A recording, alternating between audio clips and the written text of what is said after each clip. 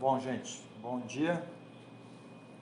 Mais uma vez é bom estarmos reunidos, né? Depois de algum tempo, quase 2 meses, imagino. Aqueles que não estão reunidos fisicamente, remotamente, é uma alegria poder ver vocês, saberem que estão bem. Hoje nós vamos dar início ao nosso estudo em Apocalipse.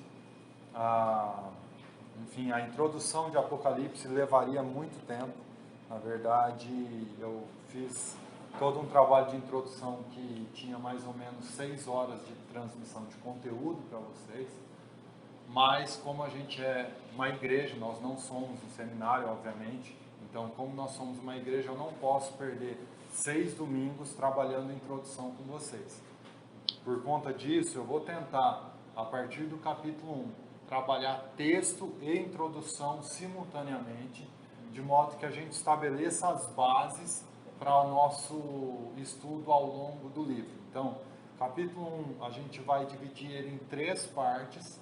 Então, a primeira parte eu vou estar trabalhando introdução e texto, que é hoje. No domingo que vem eu vou trabalhar um texto um pouquinho maior e continuar com algumas coisas de introdução. E na última parte, aí a gente vai entrar, na última parte do capítulo 1, a gente entra um pouco mais de texto, menos introdução, para depois, quando a gente for para o capítulo 2, a introdução já está fundamentada para a gente, e a gente, através do texto, ir recordando coisas da introdução, mas ela já tendo sido feita, pelo menos minimamente, que vai dar a base para a gente entender o texto como um todo, tá ok? Todos aí podem abrir o texto em Apocalipse capítulo 1, então nós vamos trabalhar hoje Apocalipse 1, do versículo 1 ao versículo 3, tá? Eu vou fazer a leitura e depois a gente vai trabalhando o texto e simultaneamente a introdução, ok?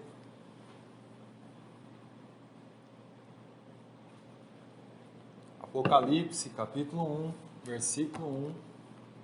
Antes de ler, a gente vai orar, tá?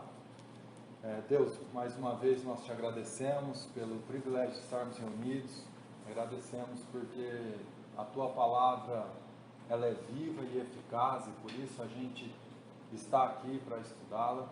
Obrigado, Deus, porque nós sabemos que se há algum desejo em nós de conhecermos a tua palavra e por consequência conhecermos quem o Senhor é, porque o Senhor se revela através dela, isso é um dom do Senhor, é algo que o Senhor colocou no nosso coração, é algo que o Senhor fez nascer em nós, Pai. Por isso nós te agradecemos, reconhecendo que toda boa dádiva provém do Senhor.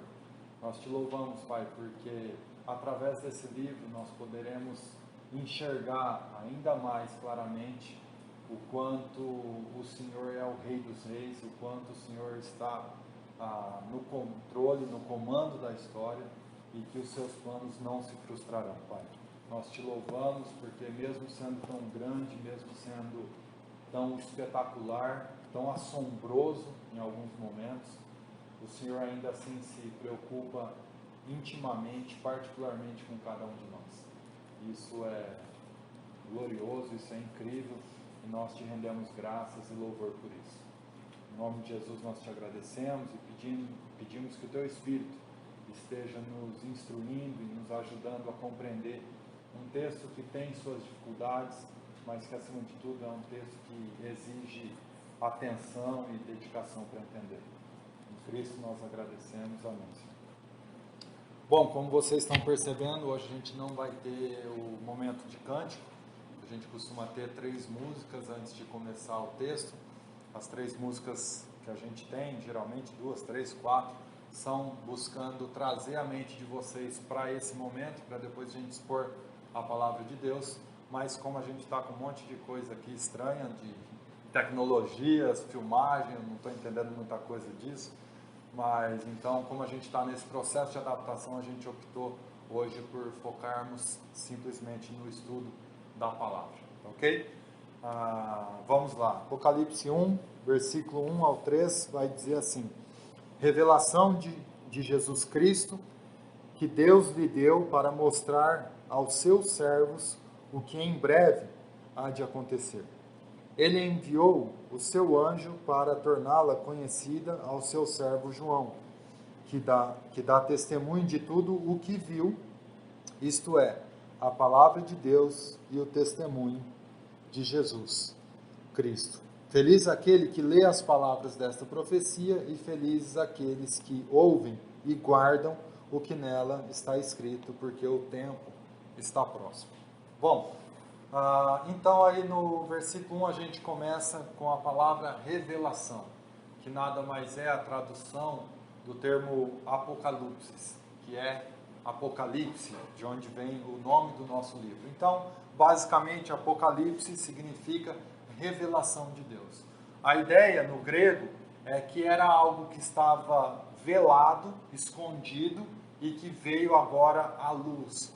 Talvez uma imagem que poderia ilustrar isso nos nossos dias é aquela ideia do Salão do Automóvel em Milão. Não sei se vocês já viram aquela feira, né? As grandes marcas vão lá expor seus carros, alguns carros novos, e aí eles estão com um véu sobre o carro, e aí tá toda aquela imprensa para tirar foto e blá blá blá, e daí de repente chega a hora, eles tiram o véu e aquilo se torna claro, todos podem enxergar aquele carro.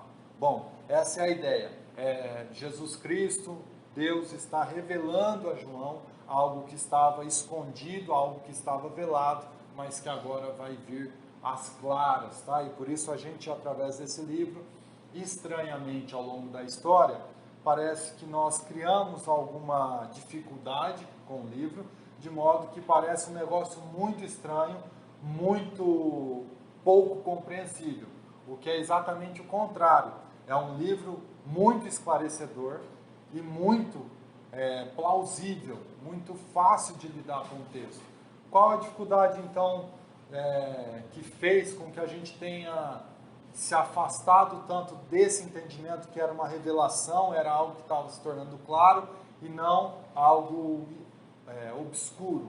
Bom, a dificuldade é porque a gente não respeita, muitas vezes, a questão da literatura que foi usada para o texto, a gente não respeita, muitas vezes, o contexto em que João escreve esse texto, e por isso são algumas dificuldades que a gente criou, porque a gente quer transportar a nossa mente do século XXI para dentro do texto. E daí a gente tem dificuldade mesmo. A mente é do século I e ela traz verdades para nós no século XXI. Mas ela não deve ser nossa expectativa, nossa perspectiva, nossa realidade sendo transportada para o texto. É o texto que transporta a verdade para nós, é o caminho inverso.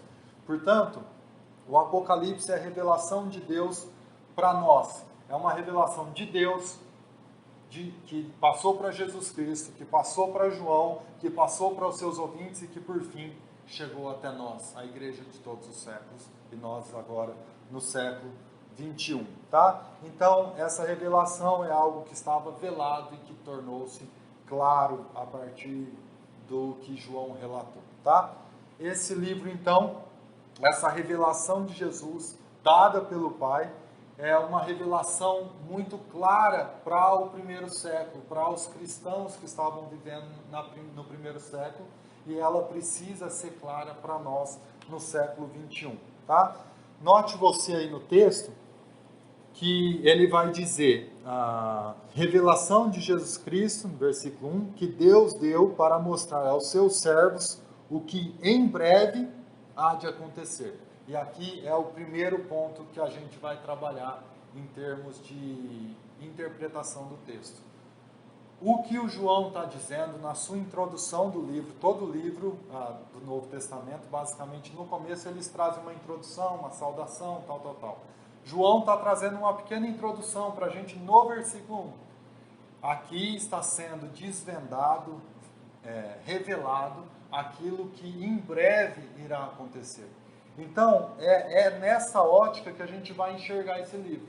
Nós não vamos enxergar esse livro como tudo sendo para o futuro nosso, século XXI. Não, o livro basicamente no seu conteúdo como um todo vai trabalhar o que era futuro para João e para os seus ouvintes, mas que é passado para nós. Por quê? Porque é o que em breve iria acontecer. E 20 séculos depois não é breve, meu amigo. Não é breve. Então a gente se enganou se a gente está pensando em Apocalipse simplesmente como um negócio futurista. Ele tem coisas sobre o futuro? Tem, mas ele não é um livro futurístico. Ele é um livro passado na sua grande parte, na sua grande extensão, mas com verdades e aplicações para nós em todos os séculos, inclusive no nosso século 21. Tá ok? Vamos seguindo aí. Então, esse é um limitador do texto. Esse é uma marca desse texto. Nós não podemos romper com a introdução quando vamos entrar para dentro do livro, tá? Então, versículo 2, João vai dizer o seguinte: ele recebeu isso, se deu conhecido ao servo João, que dá testemunho de tudo o que viu, isto é, a palavra de Deus e o testemunho de Jesus Cristo. Então, basicamente o João está relatando aquilo que ele viu, a partir de uma visão, ele enxergou todas essas coisas, ele recebeu todas essas coisas. Portanto, não é um escrito a partir de leituras da sociedade ou qualquer outra coisa. É uma revelação especial de Deus para o João que foi transmitida para nós. Em outras palavras, nós precisamos entender que quem está relatando isso é uma testemunha ocular. Só que ele não viu e escreveu simultaneamente. Não. Ele teve a imagem completa, ele passou esse período enxergando essas coisas e depois ele transmitiu para o papel, digamos assim, essa ideia. Ele não viu e escreveu simultaneamente, ele viu e agora ele passou para o papel. Isso implica que não podemos pensar que houve uma quebra no texto. Não podemos pensar que ele falou, olha, eu vou escrever para vocês o que em breve irá acontecer. E aí depois, no capítulo 4, ele tem uma visão lá específica, e agora ele está falando de futuro. E aí a gente tem do capítulo 4 até o final do livro, futuro para nós. Não, absolutamente não, porque aí ele estaria quebrando a introdução que ele fez, que é coisas que em breve iriam acontecer. Tá? E aí, no versículo 2, então, nós precisamos entender que essa revelação de João recebe em primeira mão, registra ela, transmite aos cristãos das 7 igrejas da Ásia, você vai ver isso daqui a pouco, e por consequência, ele está transmitindo a totalidade da igreja de todos os séculos. Então, quando ele vai escrever, ele está escrevendo especificamente para 7 igrejas que estavam na Ásia, e a gente vai ver o nome delas no capítulo 2 e 3, mas o número 7 no livro de Apocalipse representa uma totalidade, uma completude, eu não sei exatamente a palavra a usar. Portanto, ela fala as 7 igrejas, ele fala 7 igrejas, mas 7 no Apocalipse tem a ideia de um todo. E, portanto, ele está falando a todas as igrejas de todos os séculos, de toda a cristandade, tá? Mas depois, na semana que vem, a gente vai trabalhar essa questão da numerologia, entre aspas, de Apocalipse, para ficar mais claro, tá? Dito isso, então, para entendermos esta revelação específica, nós precisamos tomar alguns cuidados básicos, que basicamente quem está acostumado a vir aqui, já sabe que a gente já toma esses cuidados. Quais são os cuidados? Bom, quando a gente leu a carta de Paulo aos Efésios, a gente estudou a carta de Paulo aos Efésios, o que a gente fez? A gente falou sobre o que era Éfeso, como ela se dava, que ali era um mercado, era uma cidade muito conhecida pela venda e compra de escravos, que os navios geralmente vinham do Egito, paravam em Éfeso. Ali eles trocavam os escravos que estavam remando embaixo do navio, trocavam os escravos, vendiam eles porque eles estavam acabados, compravam escravos novos, escravos que estavam fisicamente bem tratados, botavam eles dentro do barco para chegar com o trigo até Roma, que era a capital do mundo de então, no primeiro século. E, portanto, nós trabalhamos todo o contexto de Éfeso, tanto cultural, quanto religioso, quanto histórico, quanto político, as 4 coisas, para depois entrarmos no texto de Éfeso e entender ele melhor, de Efésios e entendê-lo melhor. Assim a gente faz com todos os livros e Apocalipse não é diferente. A gente vai continuar fazendo essa mesma coisa. Nós precisamos entender quem é o autor, nós precisamos entender quando o livro foi escrito, nós precisamos entender para quem primordialmente ele foi escrito, conhecer o estilo literário que ele usou para escrever, para transmitir a revelação. Depois nós precisamos conhecer o contexto histórico, religioso, político daquele então, senão a gente não tem como entender o livro como deveríamos. Então, basicamente, capítulo 1, versículo 2, a gente já viu aqui que tem o autor. É Deus, Jesus Cristo, e quem tornou isso acessível, escrito para nós, é o apóstolo João. O apóstolo João, onde ele estava, o que ele estava fazendo? Bom, o apóstolo João estava em Éfeso, em Patmos, uma ilha, exilado. Ele havia sido pastor de igreja, ele cuidava de congregação, mas a perseguição aos cristãos cresceu e ele foi exilado em Patmos, uma ilha grega, que era uma ilha para exílio mesmo, para prisioneiros, tá? Então ele está lá, exilado por causa do Evangelho, e lá ele recebe essa revelação de Deus. O ano que ele recebeu isso é provavelmente o ano de 96 depois de Cristo. Ou seja, 96 depois de Cristo nós temos Cristo morrendo mais ou menos no ano 30, ele ressuscita, começa a conversar, tendo ressuscitado, fala com os apóstolos, aparece para eles algumas vezes, vocês têm esse relato nos evangelhos. Depois, Atos 1, que é o escrito de Lucas, né, o mesmo que escreveu o evangelho de Lucas, fala do momento que Jesus é assunto aos céus. E daí na conversa ali com os discípulos, Jesus fala, olha, vocês vão receber poder do Espírito Santo, e vocês serão minhas testemunhas em todo o mundo. Em Jerusalém, Judéia, Samaria, até os confins da terra e tudo mais. Bom, eles recebem essa promessa da vinda do Espírito Santo, e daí eles viram para Jesus e falam assim, então é naquele tempo que o Senhor vai restaurar todas as coisas? Em outras palavras, o que eles estavam falando é, naquele dia o Senhor virá e botará fim a toda maldade, a toda a dominação de Roma, porque essa era a crise dos judeus e blá blá blá. E Jesus fala, olha, não compete a vocês saberem os tempos e as eras. Não compete a vocês. E então, Jesus estava lidando ali com discípulos que viviam essa expectativa do seu retorno. Só que ele é assunto aos céus mais ou menos no ano 30, passa então a geração, vai chegando no ano 60, ano 70, o que acontece no ano 70, quem se lembra? Jerusalém é invadida, ano 70, depois de Cristo, estou correto na data?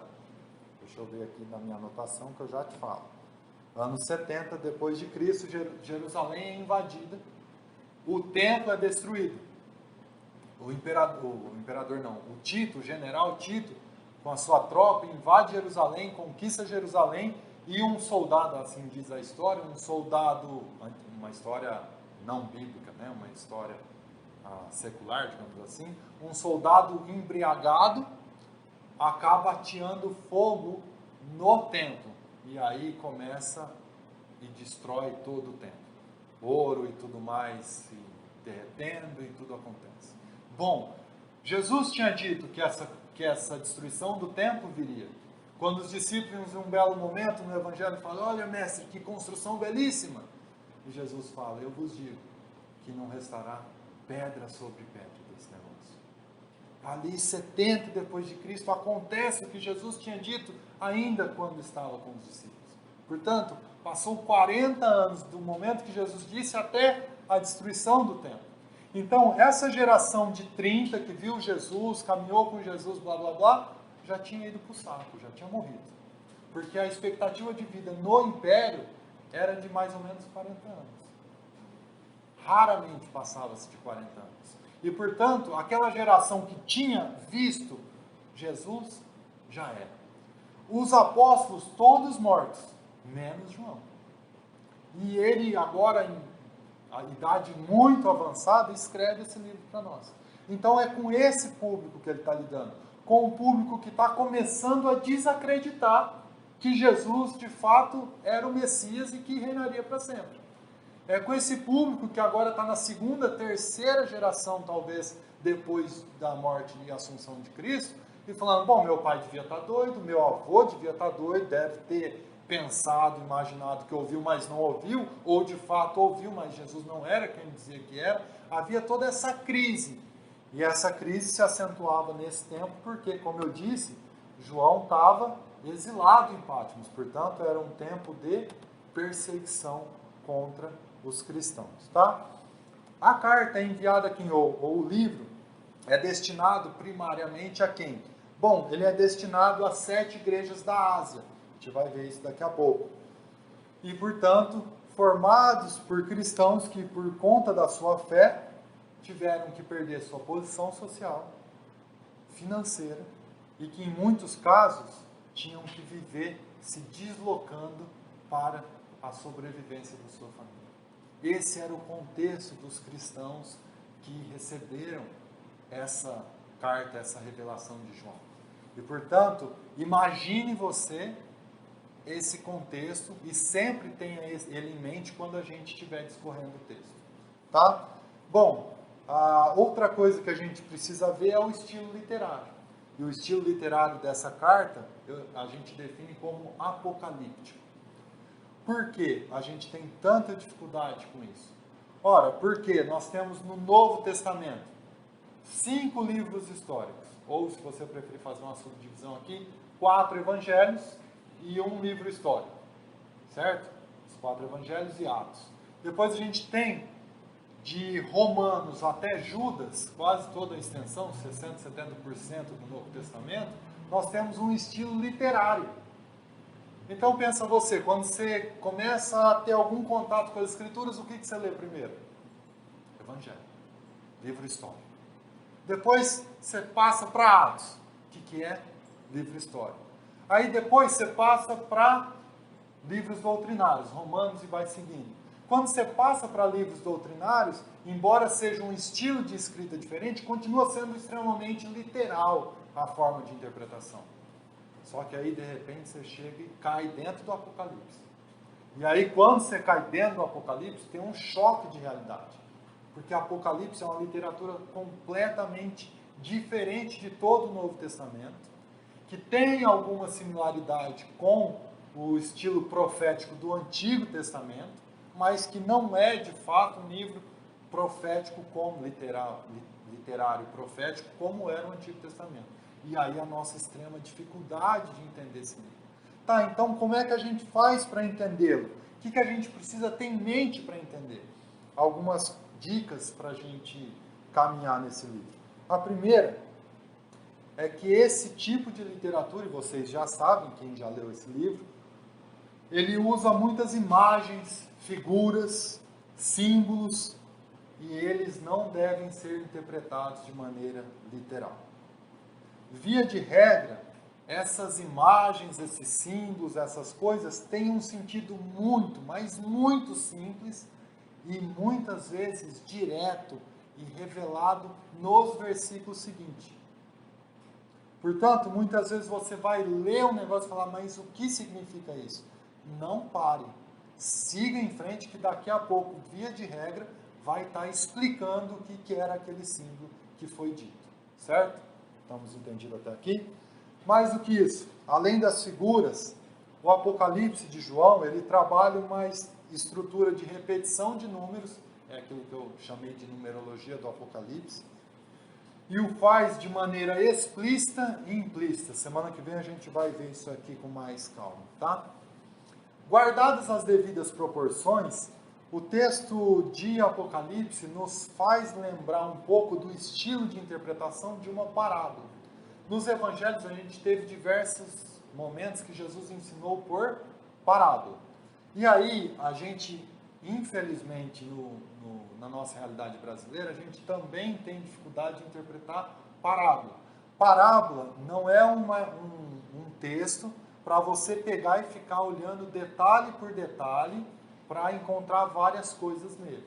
Parábola é um texto que Jesus está usando uma imagem que para os ouvintes primitivos, aqueles que estavam ali diante deles, era uma imagem clara. Por exemplo, ele usa a parábola do semeador. Todo mundo, eu acho que já ouviu falar nessa parábola. Por que ele usa a parábola do semeador? Qual a nossa dificuldade de entender ela? Bom, nós vivemos na cidade. Nós estamos distante do que é a vida de um semeador, de um agricultor. Mas o público de Jesus, que estava ouvindo em primeira mão, eles estavam familiarizados com a imagem. Nós não estamos, eles estavam. Então aí já começou a nossa dificuldade para entender uma parábola ou algumas das parábolas. Então, para o público de Jesus era muito claro o que ele estava transmitindo, ou a imagem pelo menos. Mas você precisa entender que uma parábola ela tem uma ideia central e que precisava ser entendida. E muitas vezes, embora a imagem fosse clara para os ouvintes, eles não entendiam a mensagem que Jesus estava falando. E por vezes os discípulos chegam e Jesus fala assim: Jesus, desculpa falar, mas nós não entendemos o que você quis. E aí os discípulos, à parte, muitas vezes, recebiam essa interpretação. Não a multidão, os discípulos. Porque cá entre nós, para conhecer Deus ou a palavra de Deus, você precisa ter ação. Você não pode ser um preguiçoso. Você não pode ser alguém que fica sentado achando que tudo vai vir sobre você. Não vai. Se não tiver diligência, se não for como os discípulos, ô Jesus, nós não entendemos, você pode explicar? Eu estou interessado, eu não posso sair dessa reunião, eu não posso sair dessa ministração que você fez, Jesus, sem entender o que você disse. Então, eu preciso saber o que é que você queria dizer exatamente. E aí Jesus explicava. Mas a multidão que tinha ouvido também essa parábola, foi embora sem entender muita coisa. Ali estava sendo feita, basicamente, estava peneirando, né? Quem quer, quem está afim, vai aprender. Quem não quer, quem não está afim, vai ficar pelo caminho.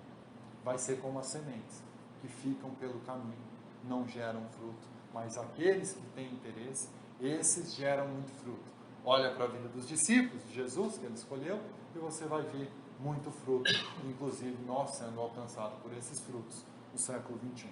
Bom, então a parábola ela tinha uma ideia central, uma mensagem central. E o texto de Apocalipse, embora essas imagens tão escalafobéticas para a nossa realidade, ela também tinha ideias centrais. E é essas ideias que nós vamos buscar encontrar quando a gente estiver trabalhando o texto. Nós não podemos ficar olhando os detalhezinhos e tentando desmistificar todos esses detalhes. Não era a ideia de João. A ideia de João era muito parecida com a de Jesus nas parábolas. Alguns vão entender, mas para outros vai continuar sem entender. Mas para quem vai entender? Quem que tem que entender isso? Quem tem que entender, ou quem tinha que entender, né, os leitores primitivos, eram os cristãos. Porque a revelação foi desvelada para os discípulos, para a igreja. E, portanto, a igreja ia entender o que João estava falando. Mas o Império Romano não ia entender. As autoridades romanas não iam entender. E nem podiam. Ai deles, se eles tivessem entendido, os apóstolos, o apóstolo João e todos os outros cristãos iam ainda sofrer ainda mais. Portanto, era uma mensagem clara para os cristãos do primeiro século, mas velada para as autoridades romanas. Está claro isso? Talvez uma coisa que poderia ser usada para exemplificar isso era um período da ditadura, né? Você lembra? Tinha aquelas músicas que criticavam, mas não criticavam, que eram veladas e blá blá blá. Mais ou menos isso. Não fazendo, obviamente, juízo de valor sobre essas coisas, mas dizendo, para alguns era claro, para outros era meio escondido, meio velado. E, portanto, para nós cristãos foi revelado, tem que se tornar claro. Para aqueles que não creem em Jesus, para aqueles que não estão na luz, por assim dizer, eles de fato vão permanecer vendados, velados para ele essa revelação. Bom, contexto histórico e político, agora a gente chega lá. Como eu disse, nós estamos no ano 96 depois de Cristo. 2 gerações, pelo menos, tinham passado aí por essa expectativa do retorno de Cristo e nada tinha acontecido. Jerusalém foi destruída, tudo mais. E agora o negócio apertou. Aqueles que não tinham visto Jesus com seus próprios olhos, agora estavam sofrendo uma perseguição absurda. Quando a gente lê o livro de Atos ele narra 30 anos de história. Em outras palavras, narra do ano 30 ao ano 60, mais ou menos, depois de Cristo, obviamente. Portanto, narra 30 anos da partida de Cristo, começa ali, até 30 anos depois dela. A perseguição no livro de Atos, ela é feita pelos judeus, às vezes executada pelos romanos, mas ela é feita basicamente pelos judeus. Eram os judeus que perseguiam a fé cristã. Isso até o ano 60. Em 64, porém, tem um acontecimento. O Nero, imperador de Roma, naquela mania dele de ser construtor, de ser o criador das coisas, naquela mania dele de ser galáctico, né, de ser famoso, ele resolveu que Roma estava meio caída. Roma, o grande capital do mundo de então, estava meio caída. Ele queria fazer um negócio novo, mais suntuoso talvez. Então ele ateia fogo na cidade. Ele ateia fogo na cidade e a nobreza da cidade, os nobres, se revoltam contra isso. E a voz corre, né? Então surge a ideia de que Nero, ou surge a notícia que Nero fez isso e os caras estão pressionando Nero. Nero vira então e acha um álibi. Qual foi esse álibi? Quem colocou fogo foram os cristãos. E então começa ali uma perseguição. Quando a gente viu aqui, ou quem viu fora daqui, Paulo o apóstolo, nós temos ali naquele filme a perseguição de Roma em Roma e nos seus arredores contra os cristãos. E a perseguição era, eles pegavam os cristãos e ateavam fogo sobre eles. Está batendo alguém. Eles ateavam fogo nos cristãos. Basicamente, os cristãos passaram a ser aqueles que iluminavam a cidade de Roma. Os jardins de Nero eram iluminados pelos corpos dos cristãos em chamas, para você ver como era a barbárie. Só que era uma perseguição em Roma, era uma perseguição concentrada na cidade de Roma e nos seus arredores, não ia por todo o Império Romano. Passado o ano 64, então, essa perseguição aconteceu, Nero se suicida em 68 e Vespasiano assume o Império. Vespasiano começa no ano 70, Vespasiano no ano 70 invade Jerusalém sob as ordens do general Tito e destrói a cidade, toma a cidade e tudo mais. No ano de 80, esse Tito, filho de Vespasiano, inaugura um negócio chamado Coliseu. Quem já ouviu falar no Coliseu? Todo mundo.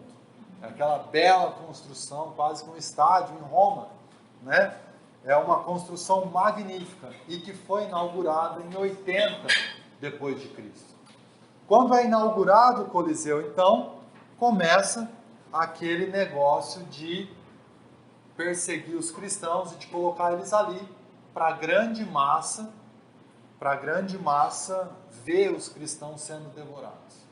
Em outras palavras, assim como hoje a gente vai, a gente é modo de dizer, né?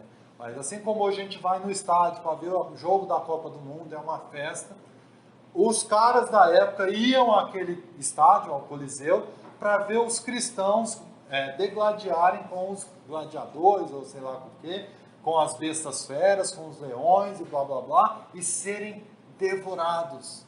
A massa se alegrava com isso. O povo se alegrava. E, portanto, no ano de 80 é inaugurado esse Coliseu, e no ano de 81, o outro filho de Vespasiano, não Tito, que inaugurou o Coliseu, mas o outro filho chamado Domiciano, ele assume o poder. Ele se torna o imperador de Roma. E é esse imperador, que estava desde 81 no governo, que está governando Roma quando João escreve o Apocalipse em 96 depois de Cristo, certo? Então, o livro de Apocalipse está sendo escrito sob o império de Domiciano, um imperador que Nero era um anjo perto dele. Bom, contexto religioso. O mundo como um todo era politeísta. Todas as nações acolhiam diversos deuses. Roma não era diferente. Ela acolhia diversos deuses e quando ela conquistava essas nações, ela não tinha problema de inserir muitas vezes deuses dessas nações à sua realidade religiosa, ou então de dizer, olha, vocês ficam à vontade, vocês adorem quem vocês quiserem, para nós isso não muda nada. Essa sempre foi a posição do Império Romano quanto às religiões. Todavia, em um dado momento da história, algum infeliz teve a ideia de adorar Roma como uma deusa. E depois, posteriormente, passou a ideia de que o imperador romano deveria ser adorado como Deus. E começaram algumas cidades, algumas regiões pedirem autorização para fazer isso. E Roma não viu nenhum problema nisso. Mas também não viu nenhum porquê de falar assim. Mas então aceitou. Nossa, fiquem à vontade para nós, tipo assim, não muda nada. Só que passou o tempo, essa adoração continuava. Ia se espalhando. Lógico, se você tem ali em uma cidade, se você mora em Rio Preto, ali em Mirassol, estão te adorando, aí você fala, pô, eu vou mandar dinheiro só para Mirassol. Aí a outra cidade fala, peraí, eu preciso ganhar o imperador. E aí começou a se espalhar essa adoração pelo império. Quando começa a se espalhar, tudo bem, era só mais uma adoração a mais um deus dentro do império, não tinha problema. Todavia, conforme foi passando o tempo, alguns imperadores foram encarnando essa ideia. E aí nós chegamos no Domiciano. Esse cara encarnou a ideia no nível mais hard possível. A ponto de, quando ele enviava suas cartas, ele dizia, o Senhor e Deus Domiciano diz. E daí ele falava o que ele tinha que falar. E essas cartas eram espalhadas pelas províncias do Império. Então, esse cara que encarnou a ideia da divindade dele de fato ser um Deus, ele começou a estabelecer que o culto ao imperador era uma obrigação dentro do Império. Você podia continuar adorando o seu Deus, desde que uma vez ao ano você adorasse o imperador. E aí você então que morava em Mirassol, tinha lá os sacerdotes do imperador, que tinham o templo, por assim dizer, o lugar de culto, e você tinha que ir lá uma vez no ano, e aí você ganhava o selo do imperador, e portanto você estava civicamente ok com o império. Você não era não estava cometendo nenhum ultraje contra o imperador, muito pelo contrário, você estava reconhecendo a autoridade dele. Então foi essa realidade, ou é essa realidade que os cristãos desse momento que é trazida essa revelação estão inseridos. Eles começam a ter necessidade, obrigação, imposta pelo império, de adorar o imperador como um Deus. E adivinha? Só os cristãos eram monoteístas. Todas as outras nações, politeístas. É mais um Deus que nós vamos adorar, está tudo certo. Mas os cristãos começam a dizer, eu não posso adorar. Isso é idolatria. Isso é negar o meu Senhor e Rei. Ele é único. Ele é um Deus único. Eu não posso adorar outro Deus. E então os cristãos se posicionam por não adorar o imperador. E o que acontece então? Eles começam a ser perseguidos por todo o império. Agora você imagina, tenha em mente isso. Roma, o Império Romano conquistou o mundo praticamente. Nenhuma nação ficava de pé diante deles. Agora esse império, essa força, esse poder viria sobre pessoas singulares chamadas cristãs. Essa era a imagem, esse era o assombro dos cristãos. Eles diziam, como a gente pode vencer esse negócio? Como a gente vai reagir a isso? E aí então eles viviam no dilema entre adorar o imperador e negarem o seu Deus ou irem para a morte em nome da fé que eles professavam. Esse era o dilema dos cristãos do primeiro século, ou melhor dizendo, do fim do primeiro século, né? Dito isso, é triste a gente pensar, e aqui vem uma aplicação prática para a gente não ficar só com ideias, né? Nós muitas vezes vendemos nosso posicionamento, a nossa fé, aquilo que a gente crê que é inerente ao cristão, simplesmente para não estar de mal com a massa, não estar de mal com o círculo social ali que a gente está inserido. Não, meus irmãos, isso não cabe a nós. Nós somos cristãos, isso é inerente à nossa natureza. A natureza de Deus habita em nós. E, portanto, perca amigos, perca posição social, perca dinheiro, perca o que você tiver que perder, mas não perca a sua identidade, porque alguém que perde identidade não é mais ninguém. Perdeu o sentido de vida, perdeu quem você é de fato. Portanto, como fazendo aplicações práticas, todo mundo é corrupto nesse negócio chamado Brasil. Todo mundo se vende. Quem que não está aí sabendo que estão inventando Covid para todo lado para vir dinheiro para os municípios e estados? Quem não sabe disso? Mas se você é um médico e você está lá no hospital, seja cristão, não negue a sua identidade. Fale a verdade, coloque no laudo que é real. Não negue quem você é. Você é daqueles que falam a verdade. Vai doer, você pode ser mandado embora, você pode perder sua posição social, você pode ser taxado como alguém que não aceita autoridade. Não importa, você está sob a autoridade de Jesus, o Senhor. Negue as outras, se necessário for. Se a ordem das outras é contrária à ordem do seu Senhor, morra pelo seu Senhor, ou com o seu Senhor. Não negue a sua fé. Não negue a sua identidade em Cristo. E assim, a gente poderia aplicar tantas outras coisas que, por vezes, a gente negocia para não perder a nossa posição. Bom, então, aqui nós temos esses cristãos sendo perseguidos pelos imperadores romanos, ou melhor, pelo imperador romano e por todo o império. E nós temos no versículo 3, então, uma mensagem de encorajamento para os cristãos. Todo o livro, diga-se de passagem, é uma mensagem de encorajamento, de consolo e de abrigo, de abraço de Deus para o seu povo. É estranho, mais uma vez eu volto na questão de interpretação, é estranho que a gente tenha a visão geral de Apocalipse como um livro que traz medo. Ele foi escrito para trazer segurança, consolo, encorajamento, jamais medo. Se no fim do livro de Apocalipse, você, ao lê-lo, você ficou com medo, pode ter certeza que você interpretou errado esse texto. Não entendeu o texto. Porque o texto, muito pelo contrário, é um texto que traz segurança e convicção ao nosso coração. E eu espero, com a ajuda do Espírito Santo, com a ajuda de Deus, que a gente consiga, ao longo desse livro, chorar de alegria pelo coração de Deus, pelo seu povo.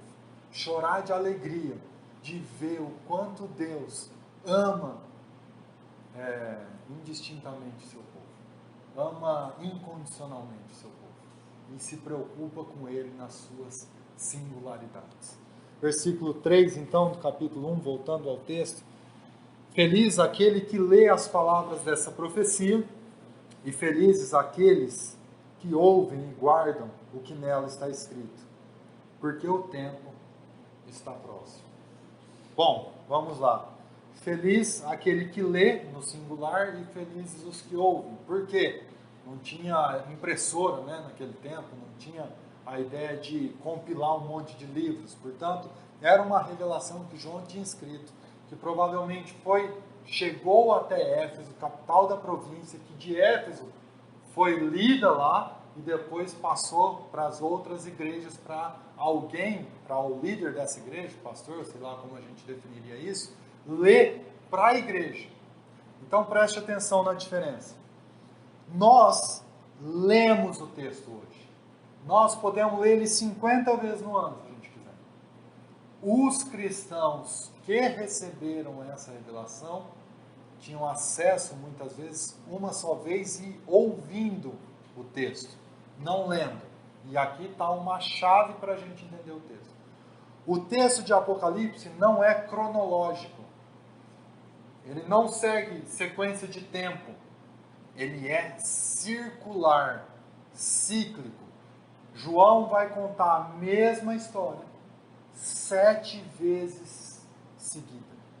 A mesma história sobre ângulos, perspectivas diferentes, mas a mesmíssima história por 7 vezes.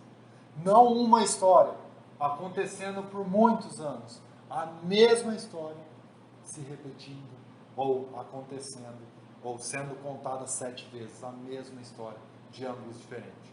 Talvez para contextualizar, a ideia aqui, que a gente poderia usar como imagem, é que João foi pastor da igreja de Éfeso. Éfeso era uma cidade que tinha um anfiteatro. A gente viu isso em Atos dos Apóstolos. Um grande anfiteatro. E ali, então, você imagina que vai ter uma peça de teatro. Quem já foi em teatro sabe como é que é. Só que não esse teatro inclusive nosso aqui. Um teatro grande, né, de verdade. Porque cultura no Brasil é meio complicado.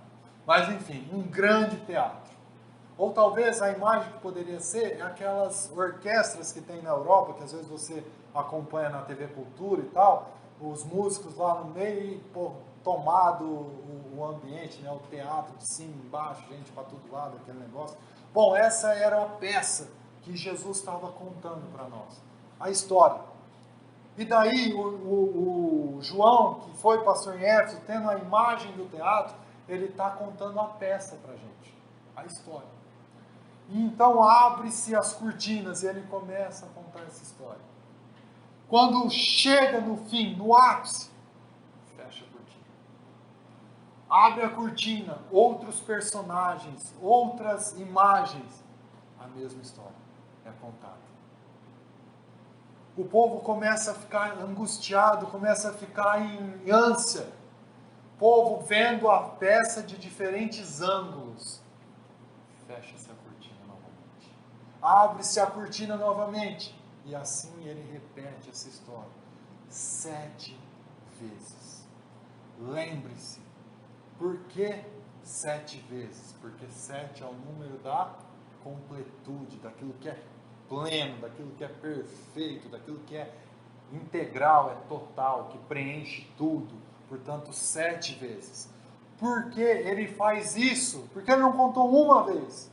Porque eram ouvintes, precisavam memorizar a história. E, portanto, essa foi a forma como Deus quis ou fez, usou da estratégia para que o seu povo não saísse daquele teatro sem ter muito claro na sua mente a peça que ele queria que eles levassem para casa no coração.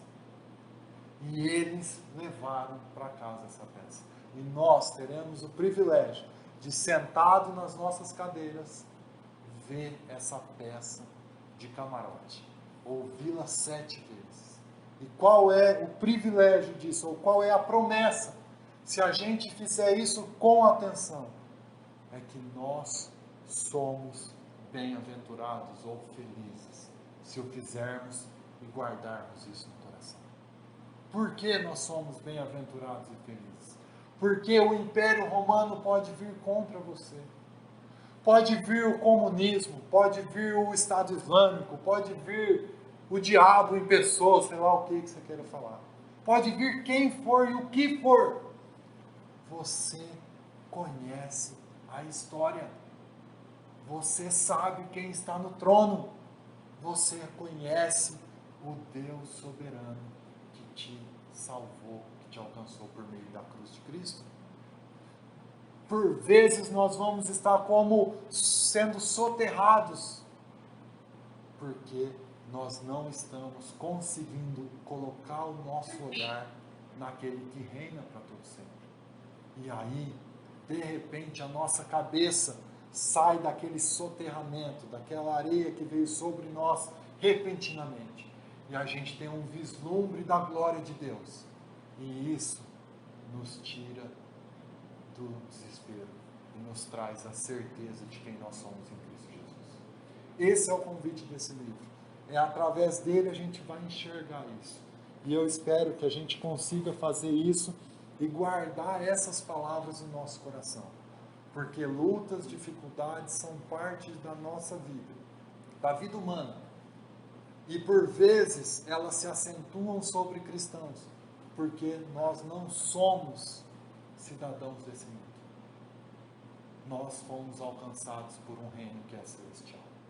E portanto, por vezes, incompreendidos, nós vamos sofrer perseguição, seja ela física, emocional, social ou qualquer outro tipo. Ok? Então, basicamente, essa é a ideia. E para a gente encerrar, talvez cortando um pouco a sua expectativa ou trazendo você para uma expectativa mais apocalíptica de fato, talvez você tenha muitas curiosidades sobre o fim dos tempos. E vou te adiantar, você vai saber pouco sobre o fim dos tempos, de fato, nesse livro. Na verdade, você tem outros livros, Tessalonicenses, Coríntios, que fala também do fim dos tempos. E se você já atravessou esses livros, já estudou esse livro, você tem basicamente a revelação sobre o fim dos tempos ali. Todavia, Apocalipse, então, não sendo um livro que fica só falando do fim, ele é um livro que nos traz a percepção do que é eterno. E a partir dessa percepção, a gente então faz as nossas escolhas naquilo que é temporal. Lembra quando chegou no Evangelho um jovem falando assim para Jesus: Mestre, bom mestre, o que devo fazer para herdar a vida eterna? Vocês lembram dessa história? Cara, peraí, estava um homem ali em carne e osso, chamado Jesus. Como ele poderia saber, esse jovem, que esse homem que estava em carne e osso, que sofria do cansaço, sono, dor de barriga, que foi cuidado pela mãe fralda, sei lá o quê, como aquele jovem poderia atestar ou acreditar que aquele homem que estava diante dele sabia como ter vida eterna? E a resposta é: não havia nada sobrenatural para testar isso, não andava com um anjo regando a cabeça dele ou sei lá o quê. Não tinha nada estranho. A forma de viver de Jesus apontava para uma realidade eterna. As decisões, os ensinos, aquilo que ele negava, não queria para si, aquilo que ele não buscava, fama, poder, autoridade, essas coisas apontavam para o fato dele saber o que é vida eterna. Então aquele jovem humildemente chega ali e fala, ou não tão humilde: como eu faço para herdar a vida eterna? O Apocalipse é isso. É um chamado para que a gente viva o hoje de maneira eterna, ou à luz da perspectiva eterna que nos alcançou, que nos foi revelada. Esse é o intuito do Apocalipse. Diga-se de passagem, aqui eu encerro, a gente tem muitas dúvidas, muitas questões para buscar resposta. E a Bíblia responde tantas das nossas questões, das nossas dúvidas. Mas a Bíblia não foi escrita, nenhum livro dela foi escrito para responder tuas perguntas. A Bíblia foi escrita para revelar Deus, para trazer para nós quem é Deus e o que Ele fez. E, portanto, a Bíblia não é um livro de curiosidade, ela é um livro de revelação. Ela revela quem é o Deus e o que Ele fez através da história e vai fazer através da história. Portanto, nem todas as perguntas, os questionamentos serão respondidos, mas aquilo que Ele quis comunicar, eu espero que a gente consiga entender e tomar para nós como verdade e aplicar isso na nossa vida ao longo da nossa caminhada. Ok? Essa é a primeira parte, então, do nosso texto. Semana que vem a gente entra um pouco mais para dentro do texto e vamos trabalhar algumas coisas mais ou menos sobre a interpretação desse texto. Ok?